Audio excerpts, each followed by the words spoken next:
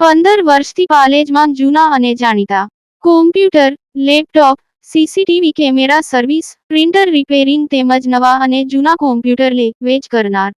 Admission form તેમજ તમામ સરકારી ફોર્મ ઓનલાઈન ભરી આપવામાં આવશે. ભરૂચમાં ફૂડ સેફ્ટી ડ્રાઈવ શરૂ. તહેવારો પહેલા જિલ્લા સમાહર્તાના માર્ગદર્શન હેઠળ કાર્યવાહી. એક હોટલ સીલ કરવામાં આવી. ચોમાસાની ઋતુ અને આગામી તહેવારોને ધ્યાનમાં રાખીને ભરૂચ જિલ્લા વહીવટીતંત્ર દ્વારા લોકોના આરોગ્ય સાથે ચેડા કરતા હોટલ, રેસ્ટોરન્ટ સંચાલકો સામે કડક કાર્યવાહી શરૂ કરવામાં આવી છે. જિલ્લા સમાહર્તા ડોક્ટર નવનાથ ગૌહાણેના નિર્દેશ હેઠળ વહીવટીતંત્ર, પોલીસ અને ફૂડ એન્ડ ડ્રગ્સ વિભાગની સંયુક્ત ટીમોએ શહેર અને ગ્રામ્ય વિસ્તારોમાં સઘન ચેકિંગ હાથ ધર્યું હતું.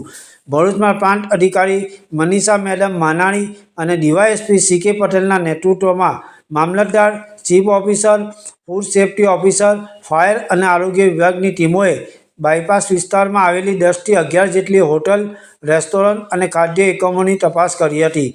આ તપાસ દરમિયાન મોટાભાગના એકમોમાં ફૂડ સેફ્ટી એક્ટના શેડ્યુલ 4ના નિયમોનું ઉલ્લંઘન, અસ્વચ્છતા અને એક્સપાયરી ડેટવાળા ખાદ્ય સામગ્રી મળી આવી હતી. તંત્રની ટીમે સ્થળ પરથી વાસી અને અયોગ્ય ખાદ્ય સામગ્રી જપ્ત કરીને તેનો નિકાલ કર્યો હતો. પનીર સહિતની વિવિધ ખાદ્ય ચીજોના સેમ્પલ લેબોરેટરી તપાસ માટે લેવામાં આવ્યા હતા. એક હોટલમાં અત્યંત ગંભીર ક્ષતિઓ અને નિયમોનું ઉલ્લંઘન જણાતા તેને તાત્કાલિક સીલ કરી દેવામાં આવી હતી.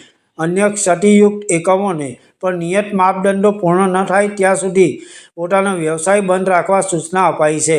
જાહેર આરોગ્ય સાથે ચેડા કરનાર વેપારીઓ સામે આગામી દિવસોમાં પણ કડક કાનૂની કાર્યવાહી કરવામાં આવશે તેવી તંત્ર દ્વારા સ્પષ્ટ ચેતવણી આપવામાં આવી છે.